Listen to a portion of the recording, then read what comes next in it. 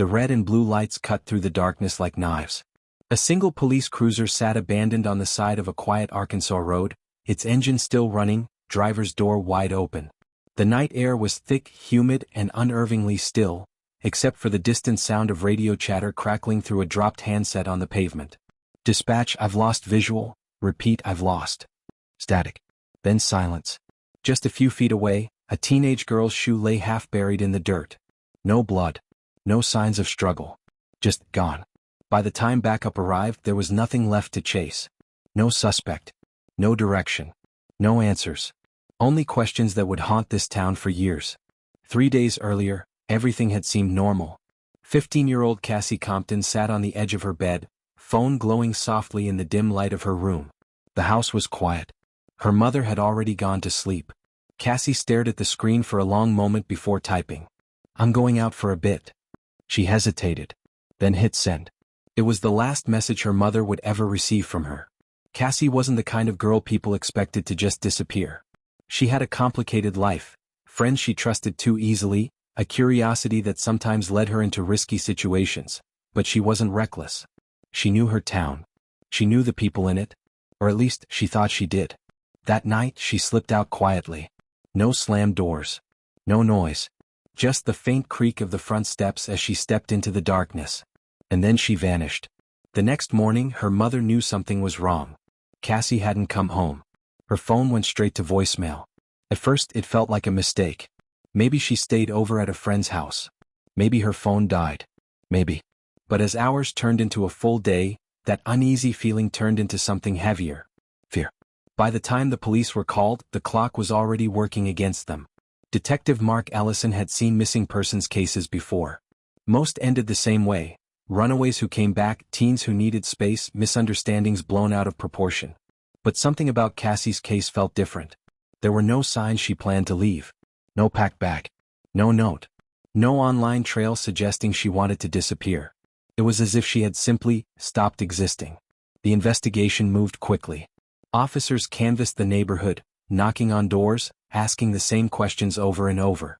Did you see her? Did you hear anything? Anyone suspicious? But the answers were always the same.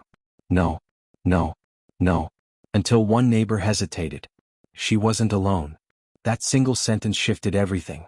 The neighbor claimed to have seen Cassie talking to someone near the edge of the street that night. A figure standing just beyond the reach of the streetlight. Too dark to identify. Too far to see clearly. But definitely, someone. Detective Ellison leaned in. Can you describe him? The neighbor shook their head slowly. Not really. Just tall. And he didn't move much. Just stood there. Did Cassie seem scared? Pause. No, that's the strange part. She walked right up to him. That detail sent a chill through the entire investigation team. Cassie hadn't been taken by force. She had gone willingly. As detectives dug deeper into her life, a pattern began to emerge. Cassie had been talking to people online. Older individuals. Some she had met in person. Names started surfacing. Men who claimed they barely knew her. Men who suddenly couldn't remember conversations. Men whose stories didn't quite line up. Each one became a potential suspect. Each one a dead end. Then came the phone records. Cassie's last known activity wasn't just the text to her mother. There was another message, sent minutes later, to a number no one recognized. Investigators tracked it quickly. A prepaid phone. Unregistered. Disposable. But the location ping told a different story. It placed the phone just outside town, near a stretch of wooded land locals rarely visited. Search teams moved in fast. Dogs. Volunteers. Officers combing through thick brush and uneven terrain. Every snapped twig. Every disturbed patch of dirt. Every shadow felt like it could be the answer. Hours passed. Then a full day. Nothing. Until one of the search dogs stopped. The handler froze. The dog's posture had changed. Tense, alert, focused on a single spot near a cluster of trees. Officers moved in carefully. The ground looked off. Not freshly dug, but disturbed. As if something had been there, and then removed. They began to dig. Shovels cutting through layers of soil, each scoop heavier with anticipation. But there was no body. No clothing. No evidence of remains. Just emptiness. And something far more unsettling. Buried beneath the dirt, they found a phone. Not Cassie's. A different one. Older. Scratched. Wiped clean of fingerprints. but not completely erased. Back at the station, technicians worked through the night trying to recover anything from it. Messages, contacts, call logs, anything that could explain why it had been buried there. Hours later, one of them finally looked up. "Detective, you need to see this." Ellison stepped closer as the screen flickered to life. A single thread of recovered messages appeared. Most were corrupted, unreadable, except for one. A message sent just hours before Cassie disappeared. 3 words, clear as day. "She knows now." The room went silent. Because suddenly this wasn't just a missing person case anymore. It was something darker, something planned. And someone out there knew exactly what had happened. But as detectives prepared to trace the origin of that message, another call came in. Urgent. A patrol officer had found something. Not in the woods, not near Cassie's home, but miles away, on that same empty road where the cruiser now sat abandoned. Ellison arrived to find the scene already locked down. Officers moved carefully, their expressions tight, uneasy. "What do we have?" he asked. No one answered immediately. Instead, one of them pointed toward the ground. There, illuminated by flashing lights, was something small, something easily missed. A second shoe, matching the one found earlier. Cassie's. But that wasn't what made Ellison's stomach drop. It was what lay just beyond it. Fresh tire tracks, leading off the road, and into the darkness. And as they followed those tracks, deeper into the unknown, they realized something chilling. This wasn't where Cassie disappeared. This was where someone brought her. And whatever happened next was never meant to be found. The camera was still warm. Detective Mark Ellison stood frozen in the center of the room, staring at the tiny lens hidden behind the photo of Cassie. It blinked once, barely noticeable, but enough to confirm what his instincts had already told him. They weren't just chasing a suspect. They were being watched. The room suddenly felt smaller, tighter. Every officer inside instinctively shifted, glancing around as if expecting someone to be standing just outside the walls, listening, waiting. "Kill the feed," Ellison said sharply. One of the tech officers moved quickly, disconnecting the device, cutting whatever live signal had been transmitting out of that house. But the damage was already done. Whoever was behind this had seen everything. The search, the evidence. The moment they realized this wasn't random. Outside, the woods stretched endlessly into darkness. That same darkness the suspect had just disappeared into. Ellison stepped out onto the porch, scanning the tree line again, his jaw clenched tight. "He knew we were coming," one of the officers said quietly behind him. Ellison didn't respond right away, because deep down he knew it was true. Back inside, the house was no longer just a location. It was a message. Every detail inside that room, the chair, the rope, the photos, wasn't just evidence. It was control, planning, obsession. Cassie hadn't been chosen randomly. She had been studied, watched, followed. And the worst part? This had likely been going on for weeks, maybe longer. The forensic team moved carefully, documenting everything. Each photo was taken down one by one. Each item bagged and labeled. Every inch of the house photographed. But it was the photos that disturbed them the most. Some showed Cassie walking home from school. Others captured her outside stores talking to friends, unaware she was being watched. And a few were taken from much closer. Too close. Ellison studied one in particular. Cassie sitting on her bed. Taken from outside the window. At night. His grip tightened around the photo. This wasn't just surveillance. This was intrusion. "She never knew," one officer said under his breath. Ellison didn't answer. Because now he was wondering something far worse. What had she found out? He turned back toward the evidence table. The message echoed in his mind again. "She knows now." That wasn't random. That wasn't vague. It meant something specific. Something had changed. Cassie had discovered something. And that discovery had gotten her taken. "Pull everything from her phone," Ellison ordered. Messages, social media, deleted files. Everything. The real phone, the one found in the house, was immediately sent to digital forensics. Unlike the burner device, this one held her life. Her conversations. Her secrets. There was an answer. It was in there. Hours later, the lab was silent except for the hum of machines. Screens flickered as data was extracted, decrypted, reconstructed. The detective. Ellison looked up. The analyst's face had changed. "What did you find?" The analyst turned the monitor toward him. A conversation thread appeared. Recovered from a deleted messaging app. Unknown contact. No name. Just a blank profile.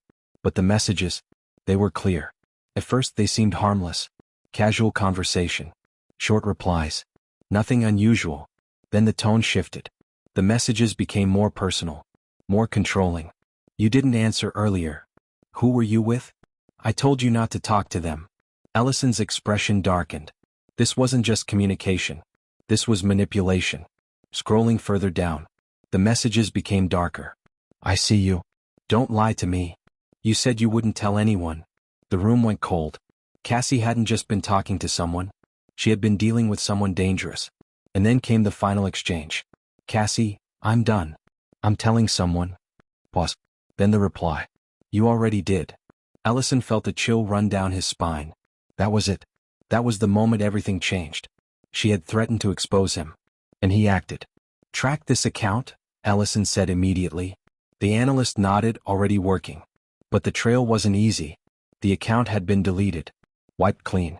Still, not perfectly. Bits of data remained. Fragments. Connections. And then, another breakthrough. A login location. Not the house. Not the woods. Somewhere else. A public place. A diner. Just off the highway. Ellison didn't waste time. Within minutes they were on the road. Lights off. Moving fast. The diner was still open. Fluorescent lights buzzing faintly overhead. A few customers scattered across booths. Late-night regulars. Truck drivers. No one paying attention. Ellison stepped inside, scanning the room. Everything looked normal. Too normal. Police, he said quietly to the staff. We need your security footage. The manager nodded nervously, leading them to the back. Minutes later they were watching the footage. Timestamp matched. The login time. And then, he appeared. A man sitting alone in a booth. Hood pulled low. Face partially hidden. But not enough. Ellison leaned closer. Zoom in. The image sharpened. Grainy. But clear enough. Mid-30s. Thin build.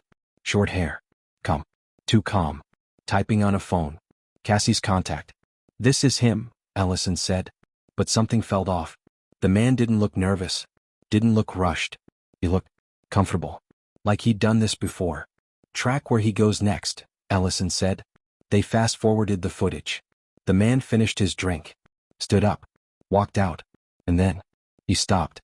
Right outside the diner. Turned slightly. And looked directly at the camera. Not confused. Not surprised. Aware. Like he knew it was there. Like he wanted to be seen. Ellison felt his chest tighten. Because in that moment, this stopped feeling like a man hiding. And started feeling like a man playing a game. But the next part was what changed everything. The man reached into his pocket. Pulled something out. And held it up, just enough for the camera to catch. A phone. Cracked screen. Ellison's eyes widened. Because he recognized it instantly. It was Cassie's. And then, the man smiled. Just slightly. Before walking off into the darkness. Leaving behind only one terrifying realization. He wasn't running. He was leading them somewhere. They didn't speak at first. No one moved. The beam of Ellison's flashlight stayed locked on the chair, as if looking away would somehow make it worse, make it more real. The restraints hung loose. One of them torn. The fabric caught in the edge wasn't random either. It matched. Cassie had been here. Ellison stepped forward slowly, his boots crunching softly against the dirt-covered floor. Every instinct told him they were too late, but something about the scene didn't feel finished. It felt staged. Clear the building, he said quietly. Officers moved immediately, sweeping through the structure. Rooms, corners, shadows, every inch checked twice.